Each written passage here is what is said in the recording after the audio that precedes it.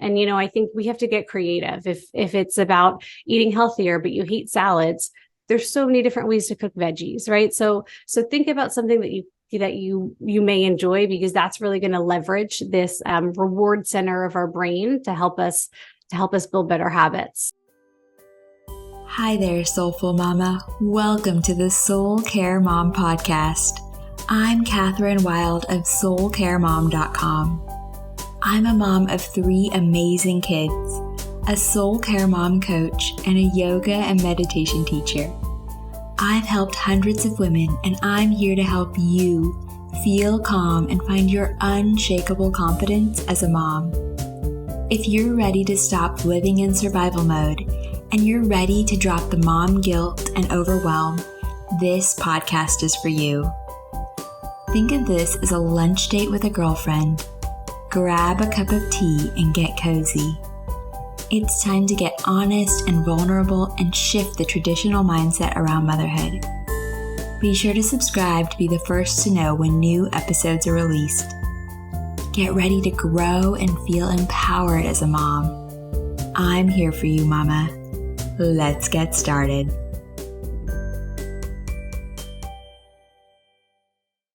If you're a mom who's tried to lose weight or has struggled to change your habits and build good habits, you are not going to want to miss this episode of the Soulcare Mom podcast. Today, my guest is Rebecca Washuta, a dietitian and a mom that specializes in helping women improve their health and create healthy habits. Get ready to discover tips and tools that will empower you and help you to finally change your habits and build good habits so you can thrive. Come along with us as we dive into how you can transform your relationship with food and create habits that stick. Hi, Rebecca. Thank you so much for joining me today. Thank you for having me. I'm excited to be here. I am so excited to chat with you. I love what you do, and I'm excited to dive into how we can change our habits and build those really good habits.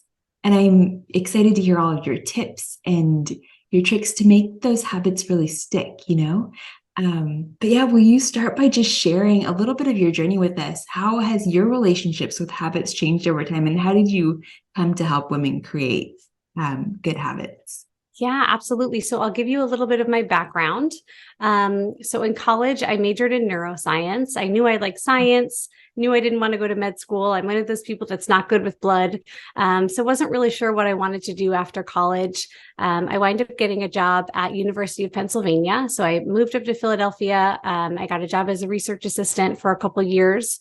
And shortly after that, I moved into the pharmaceutical industry. So I never thought I would end up there, but I wound up as a pharmaceutical sales manager. So I was managing clients, all across the country and traveling, and had fancy corporate credit card and taking clients out to dinners. But, I wasn't fulfilled.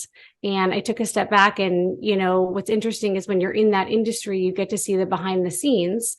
And for every one drug that's approved, there's hundreds that aren't approved, right? And there are people in these clinical trials that are waiting to get these drugs and hoping these drugs work, and then they don't. And then sometimes with the drugs that do get approved, the side effects there are even worse than what they're intended to treat. So I just felt like I wanted to be upstream of that. And instead of working to treat disease, I wanted to promote health and really prevent disease. So I went back to school to get my master's in nutrition. And in order to become a dietitian, you need to do an internship. So did grad school, did my internship, passed my board exam. And I knew I wanted to be in a private practice. I didn't want to be in a hospital. I wanted to, be working one-on-one with people. And so I, became licensed in the state of Florida where I live, and got an office, and was very excited and started seeing clients. And then this was February 2020. So this was right before the world shut down. And then once COVID hit, I was like, okay, I have to pivot, have to get rid of my office. I can't see clients in person. And I was able to, see clients virtually like we all did. We all had to make that transition. And it wound up being a blessing in disguise, right? Initially, I was thinking, what am I going to do? I just changed careers to do this. And now I can't actually see clients. I had to give up my office, but seeing clients virtually was a blessing because it allowed me to see many more clients than I would have just seeing clients here locally. I saw clients from all over the country. And, I was able to even see clients in Canada, and I was able to fit more clients in during a day, right? In Zoom sessions, you can kind of go back to back. So what I learned during that, 1.5, 2 year period working with all these clients is that people need more than information to change, right? So I can give you the world's best meal plan. And if you can't put that into practice in your life, it means nothing, right? So the world's best meal plan, the world's best exercise plan, they don't mean anything if you don't have the habits to stick with it. And then when I looked back and saw the clients who I worked with who were able to get results and really have long-term results when I followed up with them, they created good habits. So I was really intrigued by this. I was able to leverage my background in neuroscience, and I went in and dug into the research, and I found all of the ways the most effective ways to create habits. And I built out a framework. So now it's something that I use with all of my clients. I've created an online course, and I just think it's so important, not just for, health and nutrition and fitness, really, but for every aspect of your life, anything that you want to do. As moms, we're so busy, right? It's estimated that the average person has 80,000 thoughts per day. I would argue that moms probably have double that, right? Half my brain is always like, do we have enough diapers? Like, when's the next doctor's appointment? So, the nice thing about habits is you don't have to think about them. Once it's automatic, it doesn't require decision making. It doesn't require willpower. And that's really important for busy moms because we just need to be able to get things done so we can focus on our families. Yeah. Oh my gosh. Okay. So I love that thank you for sharing your whole journey. Thank you for sharing how you pivoted. Yeah, that's such an important part of just tuning into what works for you and what, as part of creating these healthy habits, realizing what it is that's going to empower you, that's going to bring you, that most joyful life. And I love that you empower women to create those habits, because you're right. I love learning and love reading, but I don't learn until I actually try something, right? Right. Until you actually do it. Exactly. Yeah. So that's so important. Thank you for sharing that. So can we start at the beginning? What are habits, right? And why are they necessary for reaching our goals? How can we, Yeah. So habits are behaviors you do automatically. And, this is so important because if you get up in the morning and think, should I go to the gym today? And you oscillate for even 30 seconds, chances are you're not going to go. So if you have to make a decision, we're human, right? And especially as moms, we have so much going on. We are inclined to take the path of least resistance. So the easier thing to do is to not go to the gym, right? And so we're going to do that. And so the beauty of habits is once something becomes a habit and it's automatic, you don't have to think about it. You do it as easy as you brush your teeth in the morning. And that's, even if you look at the neuroanatomy of when a habit forms, initially, when it's something we're consciously thinking about, it's in the front of our brains. And then once it becomes an automatic habit, it actually moves to a different area of our brain. So we're not consciously thinking about, should I go, work out for 30 minutes? It's just something you do. And, I think for moms, it's really common that we put ourselves last, right? Where our cups are never full. We're always thinking about our spouses or our children or friends or extended family. And so if you can get these habits in place, it just, it fills you up and you don't have to decide, do I have time to do this for me? You just do it. And once we are filled and once, we're feeling healthy and energized and strong, we can be the best version of ourselves for our families. Do you feel overwhelmed and anxious? Do you wish you could stop losing your temper with your kids and just have more fun as a mom? Do you crave finding more time to do the things you love without feeling guilty? I get it, Mama. I've been there. That's why I created the Vibrant Mom Life membership.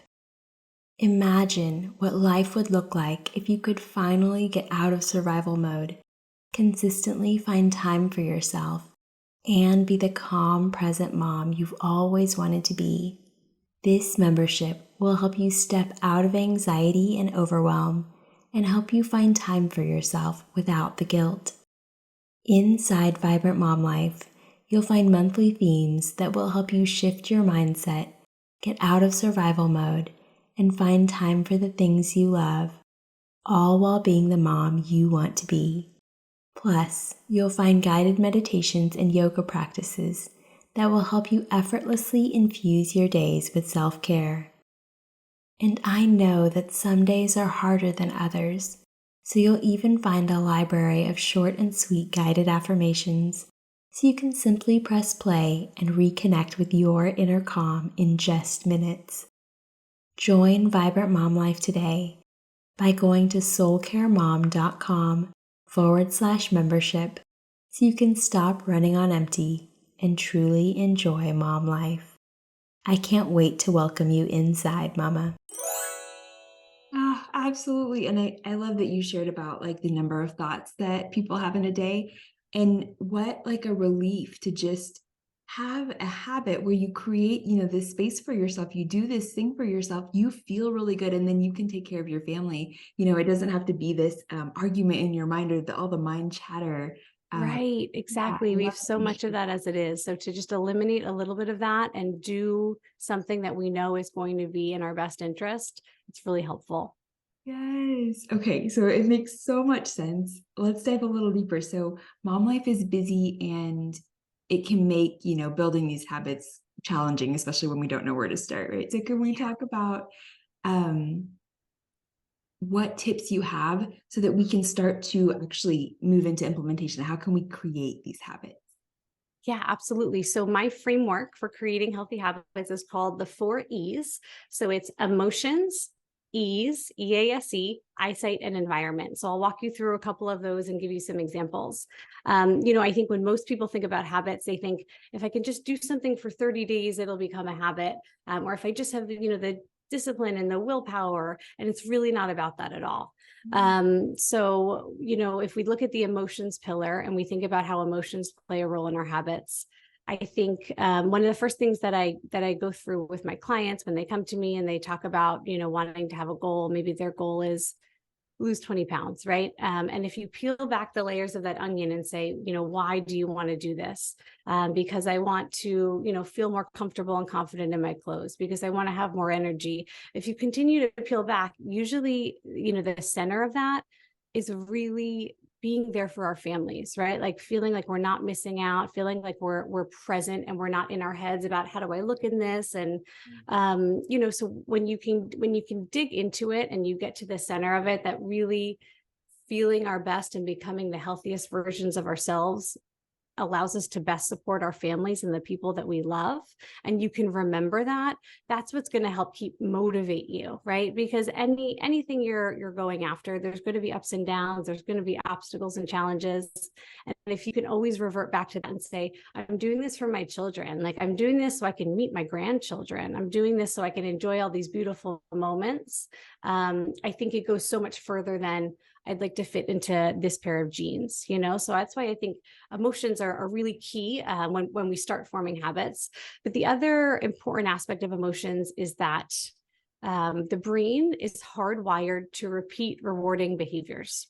So let me give you an example. If you've ever been in the kitchen and you've had an Oreo, and then all of a sudden half the package of Oreos is gone, right? You're like, how did I go through that so quickly? And it's because sometime in the past, you've eaten an Oreo, your brain has said, ooh, that felt good. It tastes really good. And when that happens, dopamine is released in your brain. And dopamine actually strengthens the connections between neurons. And so it makes that behavior easier to do in the future. Because if you look at it from an evolutionary point of view, having sex, right, was important because they needed to create offspring.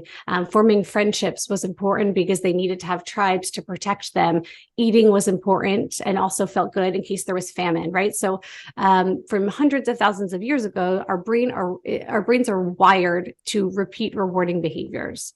So if we can think about it in this way, we can leverage it to build habits. So I think the very first thing I recommend, and the easiest thing, is if you're going to create a habit, don't start with something you hate, right? I have a lot of clients that come to me and say, I want to get in the habit of working out. I'm going to start running. And then they say, but I hate running. So if you hate running, it's, you're really going to be working against yourself the entire time. And so it doesn't mean that you can only start habits with activities that you love, but it's much easier if you start with something you're interested in. And I think we have to get creative. If it's about eating healthier, but you hate salads, there's so many different ways to cook veggies, right? So think about something that you may enjoy, because that's really going to leverage this reward center of our brain to help us build better habits. And the other quick tip I have is that, when you're thinking about building habits, and, say it's not something that you hate, but it's not something that you love, right? A lot of habits are kind of neutral. I have a lot of clients that come to me and say, I'd like to drink more water, right? So most people don't hate drinking water, they just sort of forget. So one way to trick your brain into thinking that you like an activity is to do some sort of celebration after you do it. So if you think about this, there's been studies done that talk about, it's called postural feedback theory. And it's the idea that if you take these high power pose stances, you'll feel more confident. Right. And it works. There's studies done at Harvard on this. I used to use this when I was in pharmaceutical sales and in big boardrooms. Right. And so the idea is that your brain is constantly monitoring your body. It's looking at your heart rate. It's looking at your position in space, your breathing, to understand what's going on in our environments. You can in those situations, you can trick your brain into thinking you're more confident. So with something like drinking water, that's not exciting. If you do some sort of celebration after you drink water, so whether it's, throwing your hands up, doing a dance, singing, shouting, your brain thinks, oh, this was an exciting activity. And then it starts to strengthen the synapses between those neurons, and that activity becomes easier to do again. So what I tell clients is, imagine, you just opened the mail, you get a letter from the IRS and it's a $10,000 tax return. Like, what would you do? What comes natural to you? Do that after you drink water, and just do it for a week, and then see by that second week, you're going to feel good about it. You can actually trick your brain into it. So that's just one of the quick tips that I like to tell people to implement. I love that. I love celebration in general, we talk about that with my clients.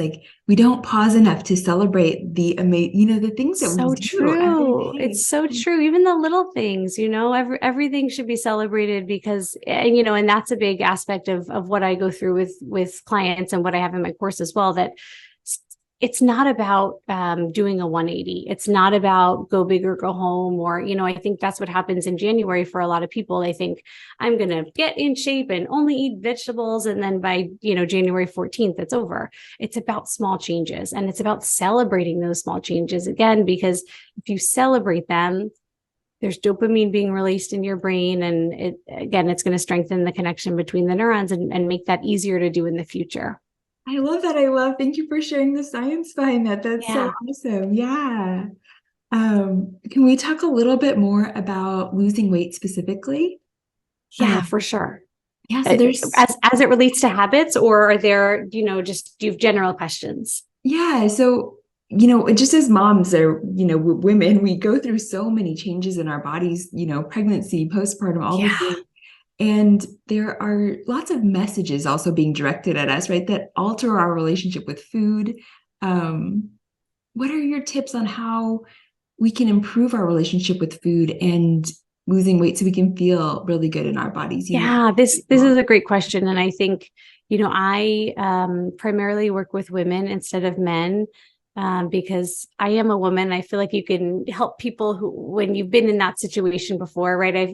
I've had a baby, and I've dealt with the roller coaster of hormones that are pre and post pregnancy. And what I think is there are so many messages being thrown at us at all times. So one of the places I like to start, and then there's so much we can unpack here. So, we can continue to to discuss this, but what I'd like to tell women is to try to think about food not as good or bad, right? I think in a lot of ways, it's like Oreos and donuts are bad, like vegetables are good. And then sometimes that's what creates this binge and restrict cycle, right? I'm not going to have the bad foods. So you stay away from it for a little while, but then you crave them and you overdo it. And it just becomes this, this cycle. So instead of thinking about foods as good or bad, I like to try to ask women to think about how foods make them feel, right? And I think we do this really intuitively in a lot of areas of our life, but not with food. So if you think about, think about alcohol, for example, right? So I love to have a glass of champagne on the weekends, right? That's lovely if I'm at a party or at an event. But I would never have a glass of champagne on a Monday morning when I have a slew of meetings. And it's because I know how it's going to make me feel. So champagne isn't good or bad, but there's an appropriate time and place for it. Because I know if I have a glass of champagne at 8 a.m. on a Monday, by 10 a.m., I'm going to feel tired. I'm going to feel grouchy. I might start to feel hungry. And that's not how I want to feel, right? I want to be full and focused to get through my day. And so it's the same thing if you have a giant bagel or a giant donut for breakfast, right? Bagels and donuts aren't bad, but if you're eating that much carbohydrates that early in the morning, by 10 a.m., you're probably going to feel tired. And then you're going to want to eat again before lunch. And you're going to be on this blood sugar insulin roller coaster all day. So, it's not that you can't have foods. It's not about restricting, but it's about thinking about what's the best time to have this. Maybe a Saturday brunch is great. It's perfect for you. You have nothing going on that afternoon. You can relax. But, just trying to think about foods in that way of how does this make me feel, right? So even with salads, right? How did I feel after I eat this salad? So when I have clients work with me, they do a food log, but it's called a food and mood journal. So I ask, what did you eat? But also, how did you feel after you ate it? Because I want them to tie that together. Like, I had these chicken wings and I didn't feel great after, right? Or I had these French fries, I had this fried food, I didn't feel great after. I had this salad, I actually did feel full and focused during the afternoon, So I think people are lacking those connections. And I think once you can make those connections, you can be confident in your food choices without feeling restricted and know that I can have donuts. Maybe a donut is just better for dessert, on a Saturday night when I know I'm going to bed after, rather than demonizing food, in a lot of ways. Oh, I love that. Yeah. And so that tuning into your intuition is so powerful. Like you're saying, we do it in other areas. And with food, we just get so many messages that it gets really loud. Like we don't. It does get really loud. Yeah. It can definitely be confusing. Yeah, I love that. The food and mood journal. And I also, for myself, I noticed that when I do start to, intentionally eat the things that maybe come more from the earth or, that are more natural, they taste better over time. Like when I'm having more sugar, the fruits and vegetables, they just don't have as much flavor. They don't taste as sweet. So that's like a thing. Yeah, your palate actually changes. Yeah. So, all throughout your digestive tract from your mouth down to your gut, those cells are constantly turning over. And so if you can even take a break for a couple days from sugar, you notice the changes. If you stopped having processed foods and a lot of sugar for a couple days, you're like, oh, this apple tastes so sweet, because your palate can change based on the foods that you're eating. So I think that's really important too. Yeah. And just to pay attention to, how does this make me feel? Am I enjoying it? And creating, so I don't do any meal plans with my clients. I don't believe in them. I don't think they work, right? I'm more about empowering people to learn, how to choose the best foods for themselves in any situation, because the minute you go away for a weekend or you go to a wedding and you can't follow that meal plan, it's all over with. So, I think having people pay attention to foods that they love, because if some people who have been chronic dieters and have been dieting for a long time think like, I'm on a diet, I have to eat a salad. You don't. If you hate salads, we can work with that. I think there's no one perfect diet. If you're vegan, if you're keto, whatever you want to do, you can still eat in a healthy way. And you just need to find the foods that you love. And I think one thing I've talked about recently with clients is that, at least for me, and I'd like to hear your perspective on this, I don't think we've really learned how to prepare vegetables in a delicious way. I think growing up, at least in my family, the emphasis was on the meat or the pasta, and vegetables were just sort of boiled or steamed, and you throw some salt on them. But when you learn how to cook vegetables, and the best sauces and foods and the best ways to prepare them, they taste so much better. So I think, for people, I challenge people, if there's a vegetable out there that they don't like, I say, look up a recipe, just look up a good recipe online. And if you follow it and, and don't just cook it the way maybe your mom or your grandma cooked it, I think you can, you'll find that you actually really enjoy it.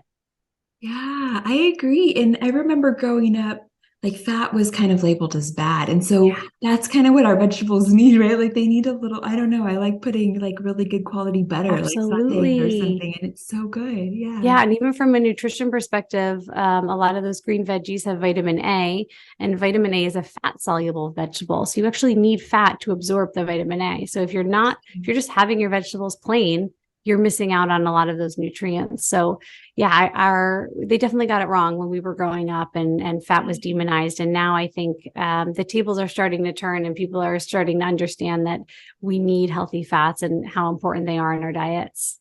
Yeah. Oh yeah. Thank you for sharing that about the vegetables. Yeah. Yeah, it's amazing how everything works together, right? It's just having having this really holistic approach to your Yeah. eating. Yeah. And I think we were never meant to cut out entire macronutrients or entire food groups. When people start to go on those very restrictive diets, it never works, and so I try to meet my clients halfway, and, whatever diet they want to follow, I'll listen, and we'll try to work around it. But you need to think about, it's not what can I follow for the next 2 weeks, or what can I even follow for the next 6 months? It's how can I change my habits and change my lifestyle for the rest of my life, right? For the next 40 years, however long we're here, because you don't want to feel restricted, and you want to be able to live. You want to be able to live and not count calories and not cut out entire food groups. I think anything that's extreme, I sort of question and push back on, and, just ask people to reflect on, do you think this is a good idea? Do you think you'll be able to follow this and keep up with this? Does this feel like it can be a sustainable change in your life? Because that's what really counts, Yeah. I don't really, in my younger days, when I would go find a diet and I'd be like, oh, I'm going to try this diet, and my mentality was, I'm going to try this. And then once I reach whatever my goals were for that diet, then I could eat the way I want it. But it's really, it doesn't make that much sense, like now that I think about it, building this, like what you're saying, and building this way of living, building these habits that you can enjoy, what you want to enjoy, but also live really healthfully, like in a way that's not taking up all your brain space. And it's just creating these beautiful habits to eat and live and do, so that you can live this beautiful life and not feel restricted and, enjoy. Yeah, absolutely. I think a lot of people still think that way, especially before first day of spring was this week, and summer's coming up, and people think I've got to get in shape for summer. But our mentality should be, I need to get in shape for my health. I need to get in shape for life, for my kids. And I think slowly we're making that transition. And, so I'll go back to my framework here. One of the other pillars of my framework is environment. And I think because we are bombarded with so much messaging, and a lot of it is false, and then a lot of it is unhealthy, right? Like all the commercials and all of the processed packaged food being pushed our way. It's really important to, in order to set yourself up for success, to at least take control of your personal environment. And so I think, if you're feeling, if you want to start creating good habits and you want to start to make some changes, start in your home, right? We can't always control what's going on outside our home, but how can you set yourself up for success at home? How can you start to clean out some of your cabinets, right? Because out of sight, out of mind is more than just a phrase. It really is very true. And, if we can keep our home environments cleaner, then I think we're we can empower ourselves for when we step out. We're less subjected to all of that noise, or if you can always make sure when you have a busy day to plan ahead and have a protein bar on you or have a snack so you're not tempted to pull over at a fast food restaurant. So I think while there's a lot that's outside of our control as far as our environments and the messages being pushed our way, there's a lot that's in our control. And so I always challenge clients to think about that. Like, how can you take control of your personal environment? What can you do in your house? Even if it's, you have someone in your house, whether it's kids or spouse. So you're going to have some food, junk food, right? You're going to have potato chips or whatever it is. Can you put that in a different cabinet, right? Can you put that high up and away so you won't see it? Can you not leave it out on the counter? And can you have healthier choices out in front of you? Can you have healthier choices at eye level when you open the fridge? Again, because we're inclined to take the path of least resistance. So what's easy is what we're going to lean towards, especially as busy moms. So if you take time on Sunday and you cut up some veggies and you have some, Greek yogurt or some healthy dressing, and that's eye level in your fridge, then next time you're hungry and you open the fridge, that's what you're going to see. So I think that's really important. And, in addition to just our personal environment and our home environment, I think it's really important to try to surround yourself with people who have similar goals. So, I love what you're doing, trying to curate this community of like-minded moms. And I think you need that, right? Because there's a saying that you are, as far as like salary goes, you're probably the average of the 3 people you spend the most time with. As far as healthy habits and weight goes, you're probably the average of the 3 people you spend the most time with. So if you, surround yourself with people who have similar goals and are also interested in maybe taking a workout class over the weekend rather than, going to a boozy brunch or, staying out late or doing something like that, you're going to be inspired by them. And I think they really help pick you up and encourage you when you hit roadblocks or challenges. Oh, I think that's so true. The people you surround yourself with is so important. Yeah. Yeah. And like you're saying, having that community, having that inspiration, sometimes we don't even know what's possible until we see it. Like when we see a friend doing something, we're like, wow, maybe I could try that. Maybe I could have that for myself, Yeah, for sure. Possible for me too. I love that. Thank you so much. Before we wrap up, I'd like to ask a quick favor. This is an independent podcast. It's produced, recorded, and marketed by me, so I would love your help. Please share this podcast with your friends. Post about it on social media. Tell your girlfriends over lunch. Share about it with the moms at the park or at your next PTA meeting or homeschool co-op meetup. And please take a moment to subscribe and to leave a 5-star review wherever you're listening. It will help more moms find and benefit from this work, and it will make my heart so happy. I would love to hear some self-care. I love it. This is such an important part of self-care, creating those healthy habits. But what other self-care habits do you personally enjoy? So, as a dietitian, I eat well. I eat very well. So that's not something I struggle with, but I struggle with exercise. So like really making exercise a regular part of my life has been difficult, but using my framework and my background, I've set myself up for success. So I think if you're trying to create a new habit or a new self-care routine, again, thinking about your environment, what's important is the people around you, but also how can you give yourself external accountability, right? So for me, I'm someone who would like never miss a work deadline, but I often break commitments to myself. And I think that's most people. And so, I give myself external accountability by texting a friend. So I have a message with a friend who's also working out now. And every day I send her a picture of just like me doing my 30 minutes and getting it in, because if I know that she's thinking about it and waiting for it, I'll do it. So I think, really giving yourself that external accountability is important for habits that you are struggling with. So I'm getting a little bit better at exercise.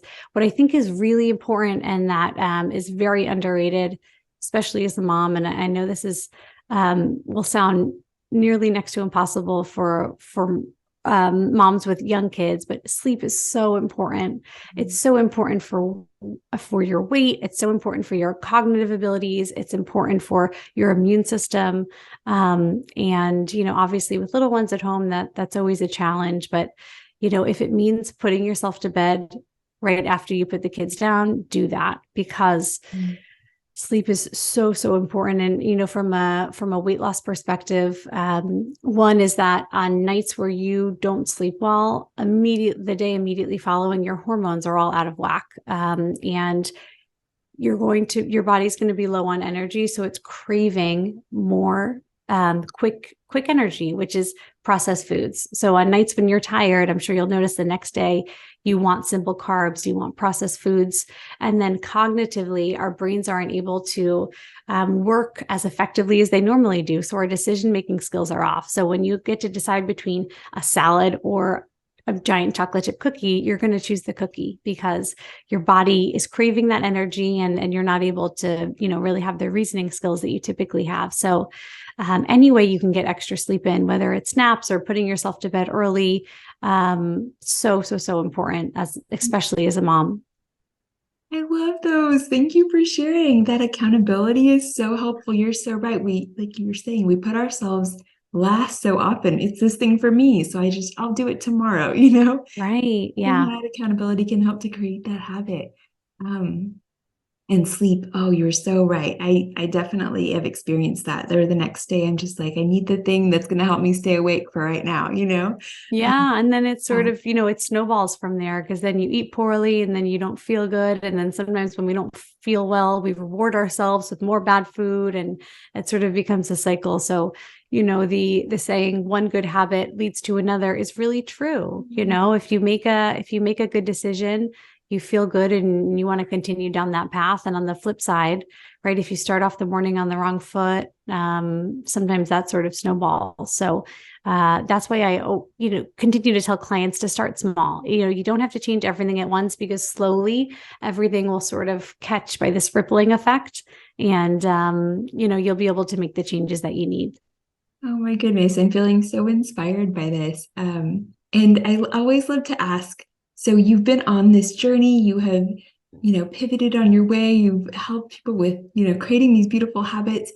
If you could go back in time and share anything with yourself, what would you tell her? What would you tell her? I love this question.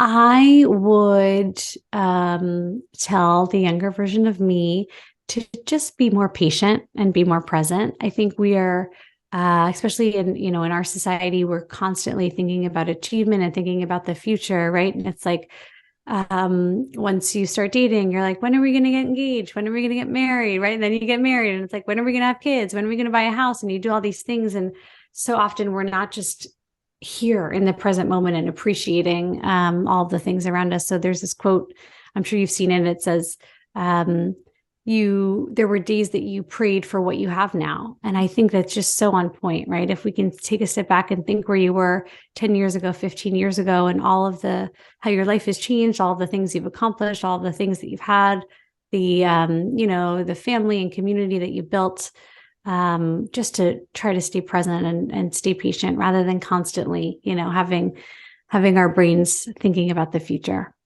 Oh yeah, that's a really powerful message and reminder. Thank you.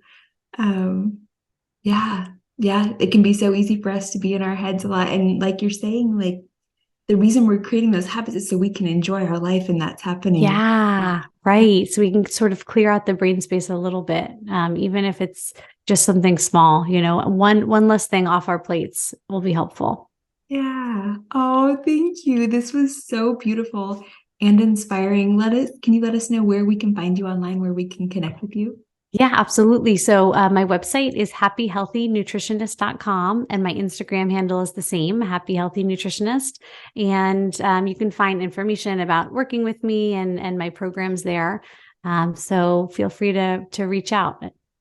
Oh, thank you. I will share those in the show notes so everybody can find you. Thank you for being here. Thank you for sharing your journey. Thank you for inspiring us with all your amazing tips.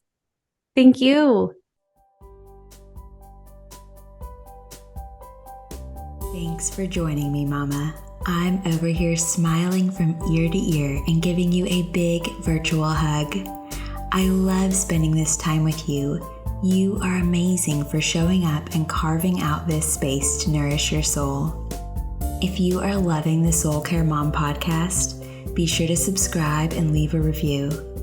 And if you are ready to start your mornings feeling calm and energized, get the Kickstart Your Calm Morning Guide, a self-care morning ritual for moms, as a free gift when you join the Soulcare Mom community. Head over to soulcaremom.com/kickstart and enter your email address to get your free gift and start feeling like a calm mom today. Sending you so much love, Mama.